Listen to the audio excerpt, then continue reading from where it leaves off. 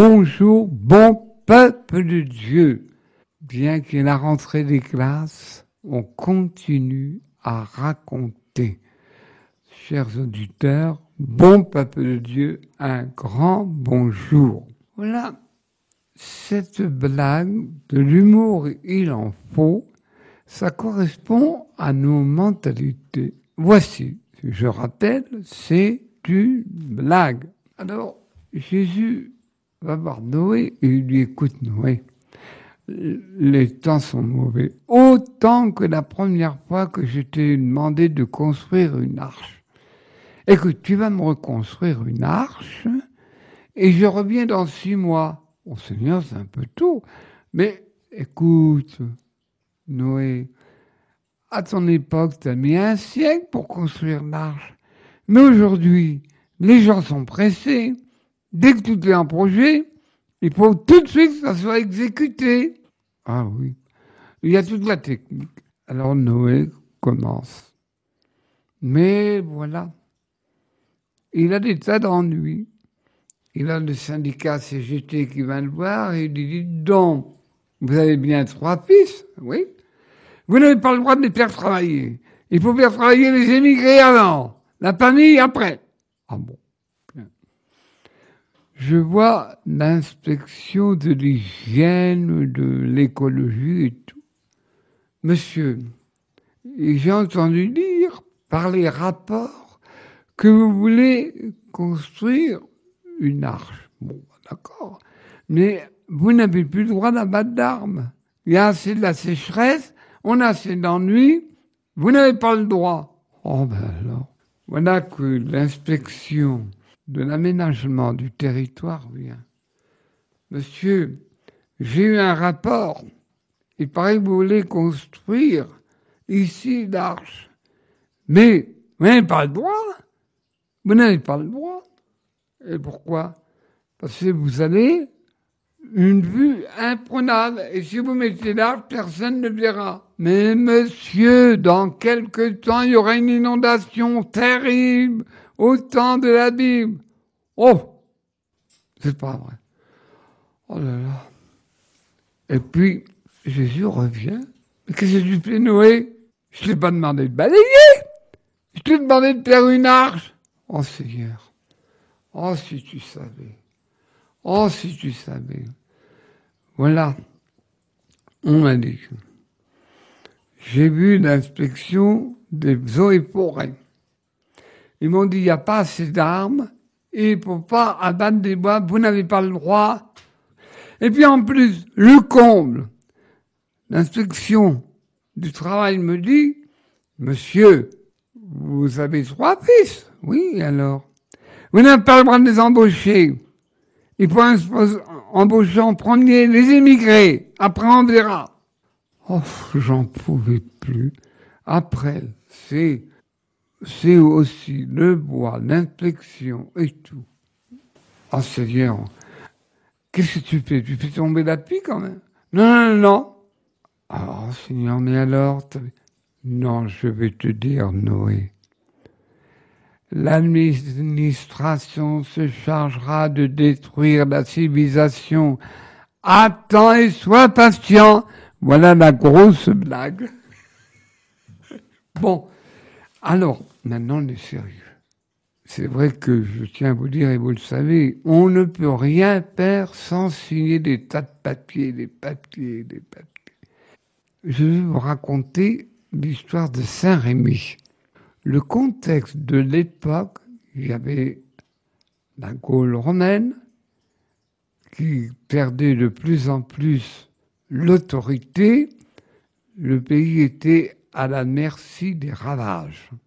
Et là, voilà que Céline, la mère de Rémy, elle avait eu 2 enfants dans sa jeunesse. Maintenant, elle atteint la vieillesse. Aussi, elle douta. Elle alla voir un ermite. Elle lui dit, une voix me dit, malgré ma vieillesse, que j'aurai un enfant. Femme, tu auras un enfant.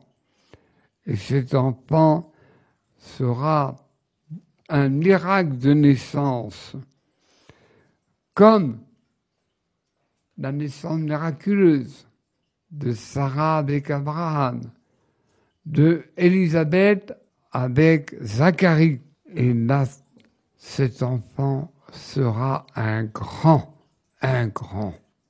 Et il lui dit, ce ermite montant, il lui dit, eh bien, moi qui suis aveugle, de ton lait que tu lui donneras à ta vieillesse, me guérira.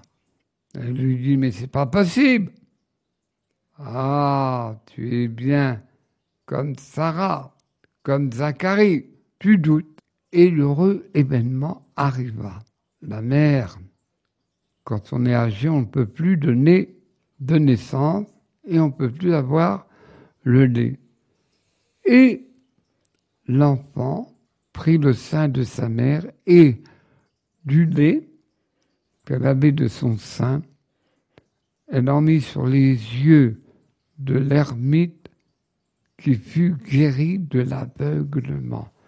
Aussi, Saint Rémy, ce jeune, était attiré par Dieu. La prière. Ils étaient d'une famille très noble, très élevée, mais le cœur, comme on dit aujourd'hui, sur la main.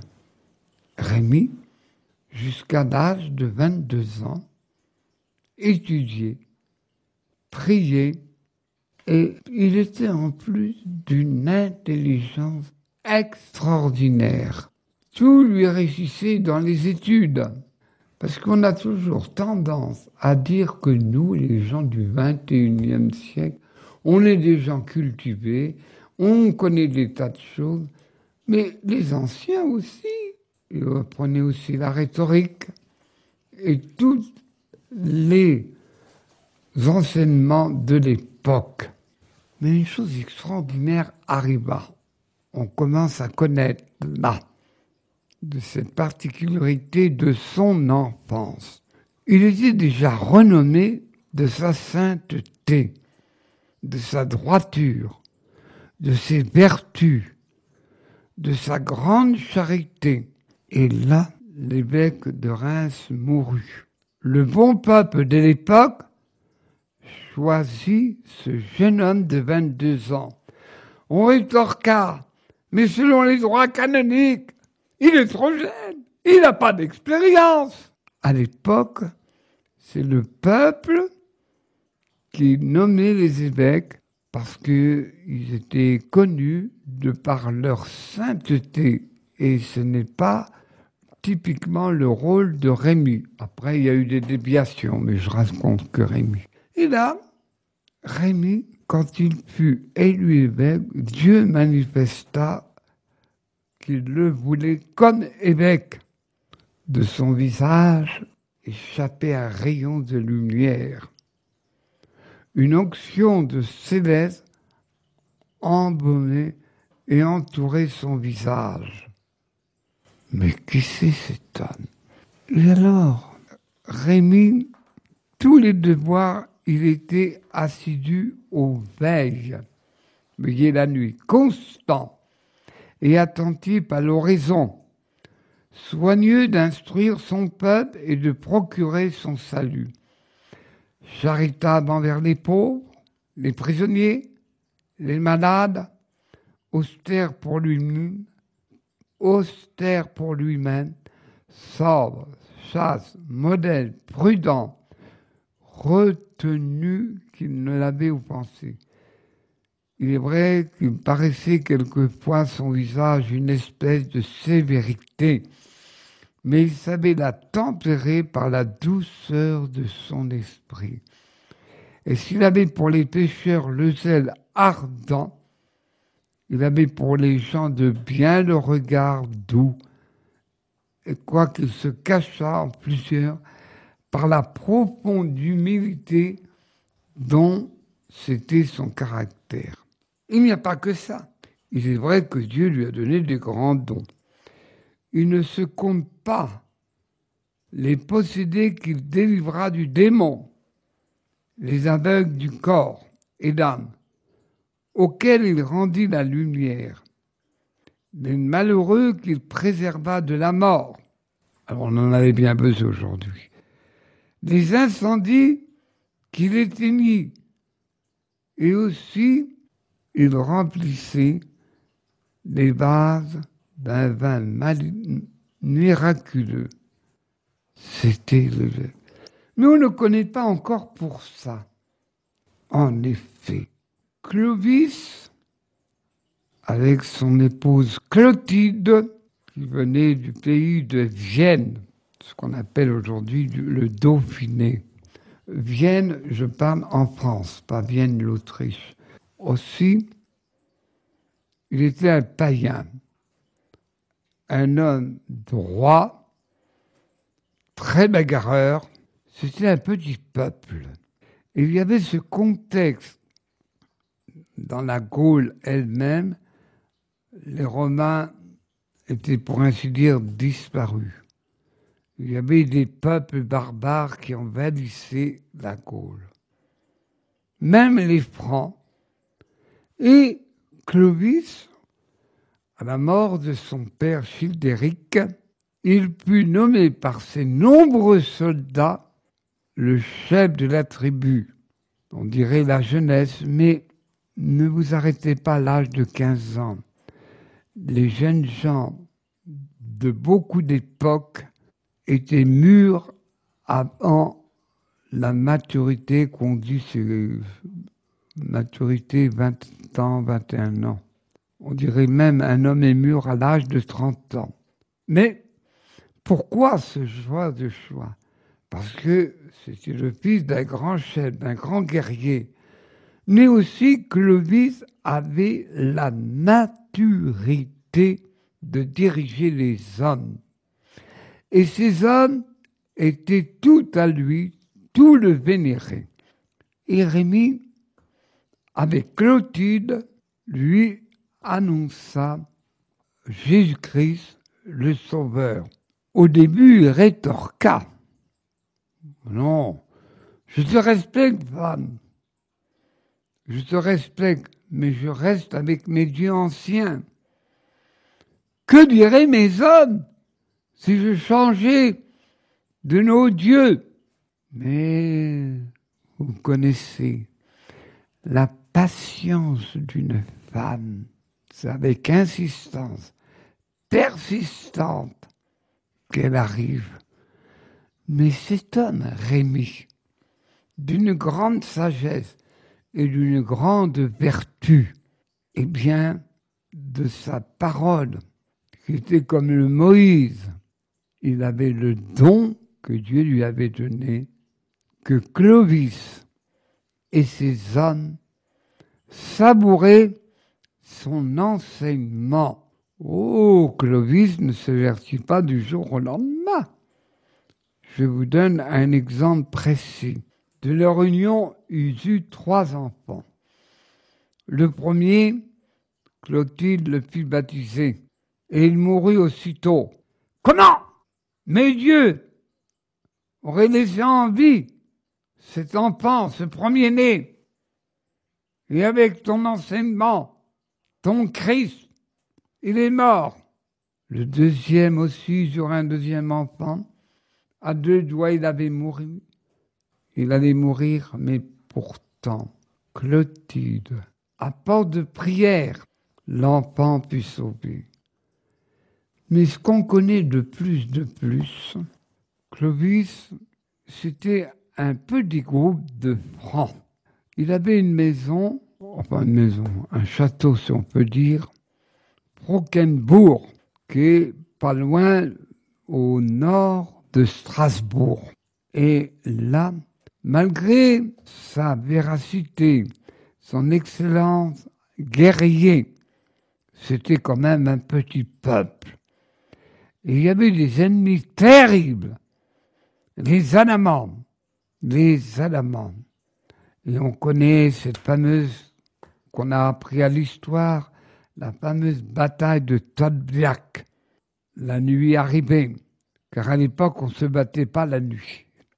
La nuit arrivait. Et son équipe, ses hommes, ils perdaient la bataille. Et il eut cet élan. Dieu de Clotilde, si tu me donnes la victoire, alors je me ferai baptiser. Normalement, il ne devait pas gagner. Avec cette petite troupe valeureuse, eh bien, il gagna cette bataille. Petit à petit, son cœur se changea. Rémi, Clotilde était là pour le soutenir. Clovis était un homme, il avait beaucoup de respect envers les évêques, surtout de Saint-Rémy. Et on rappelle que les soldats, à l'époque, les armées, lorsqu'ils passaient, ils prenaient les objets religieux, les trésors et tout, et ça y allait. Mais Clovis respectez, rendez aux évêques ce que vous avez volé des calices et tout dans les églises. Il était obéi. Mais vous connaissez le fameux vase de Soissons. Et il ne voulut pas le rendre. Et il fendit ce calice en deux, en plusieurs morceaux. Mais Clovis, alors, il ne se vengea pas. Il resta observateur. Et voilà comment il prit sa vengeance.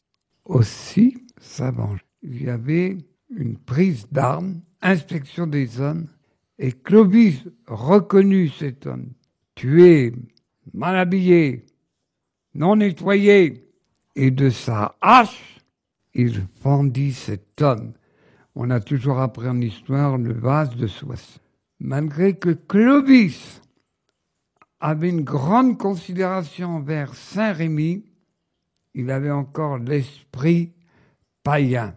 Et là, il arriva quelque chose d'énorme. C'est le passage qu'on connaît le plus. En effet, Clovis réussit à convaincre ses hommes de par Saint-Rémy. Saint-Rémy, il avait le don de toucher les cœurs. Et ses guerriers l'écoutaient. Mais il dit, ce Dieu de cet évêque, il nous sauve de toutes nos superstitions. Et arriva ce grand jour. Il était décidé que Clovis se fasse baptiser avec ses 3000 soldats. Et ce jour-là, on avait décoré l'église, même l'entrée aussi à ce jour-là. La reine Clotilde et Clovis entrèrent. Les soldats étaient là. Mais une chose qui les surprit, il y avait un parfum indescriptible, un dessin indescriptible, ce parfum. Mais qu'est-ce que c'est beau! Qu'est-ce que c'est beau! Et Clovis, tenant la main à Saint-Rémy, dit, est-ce qu'on est au paradis? Il lui dit, non, on est juste à l'entrée. Tout le monde était prêt. Le clergé y passa. Mais le monde était si compact, si serré, que le turiféraire ne pouvait nullement amener l'huile du Saint-Crème. Alors, Rémy s'adressa au ciel et là apparut sous une lumière éclatante, non éblouissante, une colombe toute blanche, tenant à son bec une ampoule dans laquelle était l'huile. Et là, Rémy, dès qu'il reçut l'ampoule sacrée avec l'huile sainte, son visage fut rayonnant et là, il fut sacré roi de France. C'est une grande tradition où beaucoup disent c'est faux, c'est de l'imagination. Bon, ben, faut laisser les gens causer. Ils causent et quand ils sont fatigués, ils se taisent et puis c'est tout. Aussi, alors ce que l'histoire retient, c'est que Clovis écouta Rémi, le Moïse des Francs, le Moïse des Francs. Il lui dit, je résume, tant que tu seras fidèle, tu seras prospère, Dieu te bénira, ton peuple sera protégé des invasions. Mais si les mauvaises mœurs envahissent le pays, ce qu'on appelle aujourd'hui la corruption des mœurs, alors tu seras châtié. Voilà un prophète qui ne parlait pas en langue diplomatique, comme on dit en langue de bois. Et le peuple, c'est là où fut reconnue l'élection des rois. Les rois n'étaient pas élus par le peuple comme est le président de la République. C'était une façon que le roi était nommé. En plus, je rappelle cette fameuse phrase du pape Jean-Paul II quand il vint la première fois en France, vers la décennie 80. France, qu'as-tu fait de ton baptême? J'ai trouvé cette phrase d'une délicatesse, mais aussi d'une énergie. Alors, ces paroles de prophète Rémi sont toujours actuelles. Et bien sûr, la France, jusqu'à la Révolution française, tous les rois étaient sacrés à Reims, lieu choisi. Cependant, le moine avait demandé le drapeau des hommes de Clovis, il y avait des crapauds. Il leur dit non. Le ciel m'a dit, sur fond bleu et fond blanc, d'imprimer les fleurs de lys. À la suite de cette histoire, Rémi avait le don des miracles. Un jour, il va voir les druides qui adoraient, c'était des gens instruits, ils adoraient une statue. Ils vénéraient une statue. Et Rémi leur parla, il fut touché dans leur cœur et ils se convertirent à la religion catholique, la religion chrétienne. Et on dit, Virgo pur, vierge enfantée, et que son fils est Dieu. Cela s'est passé, c'est très inconnu, Lombon. Faut pas confondre avec Chartres, où à l'époque, au temps très reculé avant le christianisme, il y avait une vierge qui ne connaissait pas les druides, mais qui vénérait. Je dis pour la petite histoire, les druides se réunissaient à Chartres ou au Puy-en-Velay. Voilà, bon peuple de Dieu, résumé l'histoire de Saint-Rémy, très inconnue. Bon peuple de Dieu, merci et bonne journée. Et vous serez surpris de cette histoire. Et si vous voulez des livres, vous venez par moi, j'ai que les documents.